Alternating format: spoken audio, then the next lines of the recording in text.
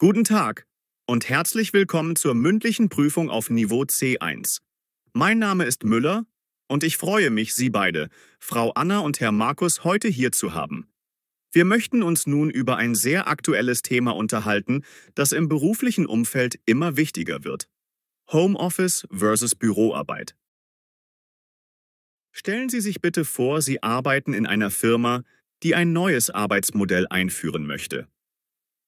In Ihrer Diskussion sollen Sie Vor- und Nachteile beleuchten und versuchen, zu einem gemeinsamen Fazit zu kommen. Bitte beginnen Sie, Frau Anna. Guten Tag, Herr Prüfer. Vielen Dank für die Einführung. Dann lege ich gerne los. Meiner Meinung nach ist es heutzutage wichtiger denn je, Homeoffice-Optionen anzubieten, da sich die Arbeitswelt kontinuierlich verändert.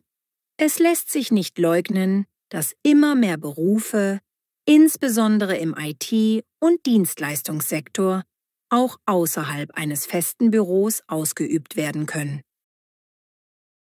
Da bin ich grundsätzlich bei Ihnen, Frau Anna.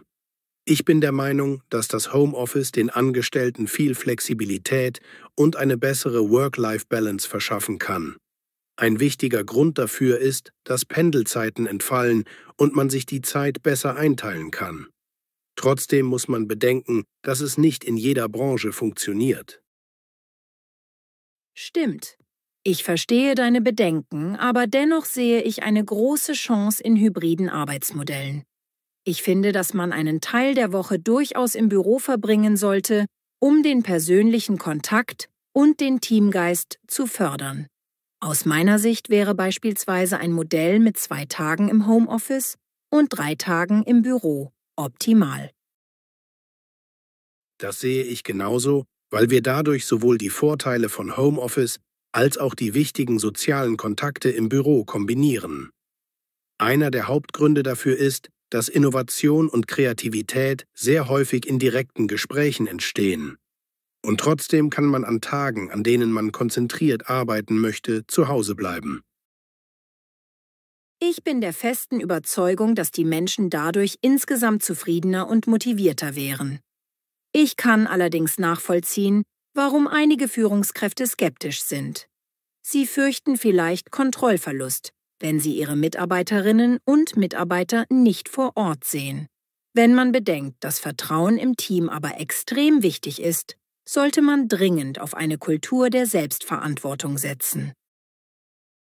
Da stimme ich Ihnen zu. Ich teile die Ansicht, dass Führungskräfte lernen sollten, Ergebnisse zu bewerten, statt bloß Anwesenheit. Ich möchte das kurz begründen.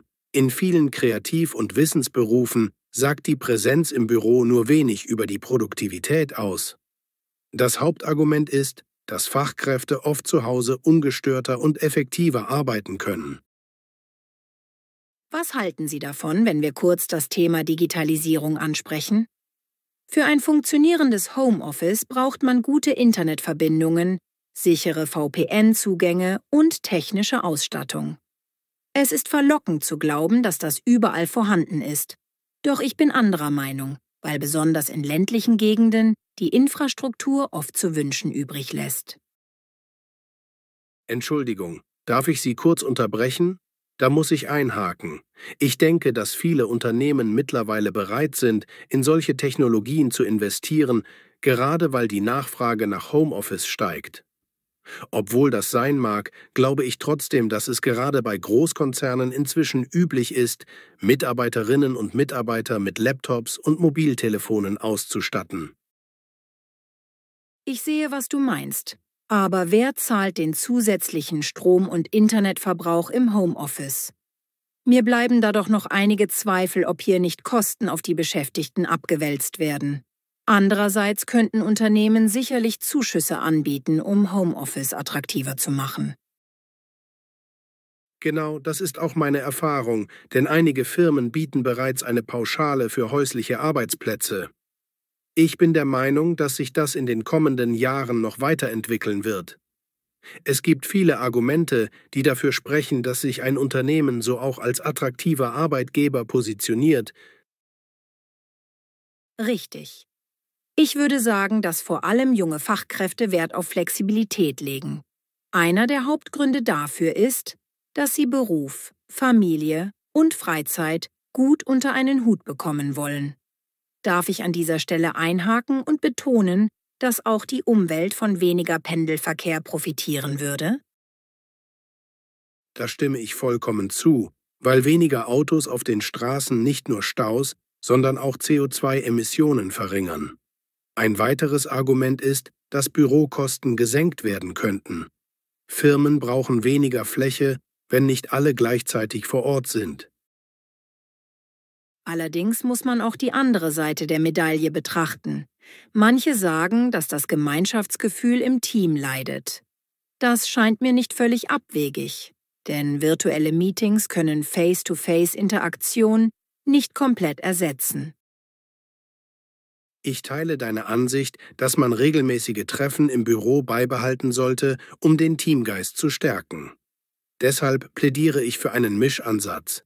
Ich bin überzeugt, dass es auf lange Sicht keine radikale 100% Homeoffice-Lösung geben wird, sondern eher flexible Regelungen. Zusammenfassend lässt sich sagen, dass Homeoffice und Büro sich nicht ausschließen. Nach Abwägung aller Argumente kommen wir zu dem Schluss, dass ein hybrides Modell, begleitet von guter technischer Infrastruktur und gegenseitigem Vertrauen, wohl die ideale Lösung wäre. Alles in allem zeigt sich, dass man keines der beiden Extreme wählen sollte. Ich schlage daher vor, dass Unternehmen ihre Belegschaft einbeziehen und gemeinsam das beste Modell entwickeln.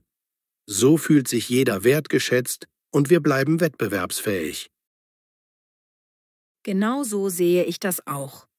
Damit wird deutlich, dass wir einen ausgewogenen Kompromiss brauchen. Ich bin mir sicher, dass in einigen Jahren Homeoffice-Optionen zum Standard gehören werden. Vielen Dank, Frau Anna und Herr Markus. Das war eine sehr interessante Diskussion zum Thema Homeoffice und Büroalltag. Wir haben gesehen, dass es viele Argumente dafür und dagegen gibt und dass ein Kompromiss oft die beste Lösung sein kann. Kommen wir nun zum nächsten Thema. Willkommen zur zweiten Gesprächsrunde. Nun möchte ich von Ihnen, Frau Claudia und Herr Ben, etwas über Weiterbildungen und Karriereentwicklung hören. Stellen Sie sich vor, Sie arbeiten in einem Unternehmen, das überlegt, seinen Mitarbeitenden regelmäßig Fortbildungen anzubieten.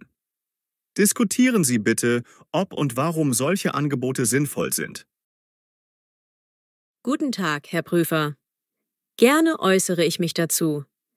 Ich bin der Meinung, dass Weiterbildungen in der heutigen Arbeitswelt unverzichtbar sind. Es ist offensichtlich, dass sich Technologien rasant weiterentwickeln und dass Mitarbeiterinnen und Mitarbeiter ihre Kompetenzen laufend anpassen müssen. Danke, Claudia. Aus meiner Sicht kann man das nur unterstreichen. Man kann argumentieren, dass lebenslanges Lernen sowohl die Karrierechancen erhöht, als auch die persönliche Zufriedenheit steigert.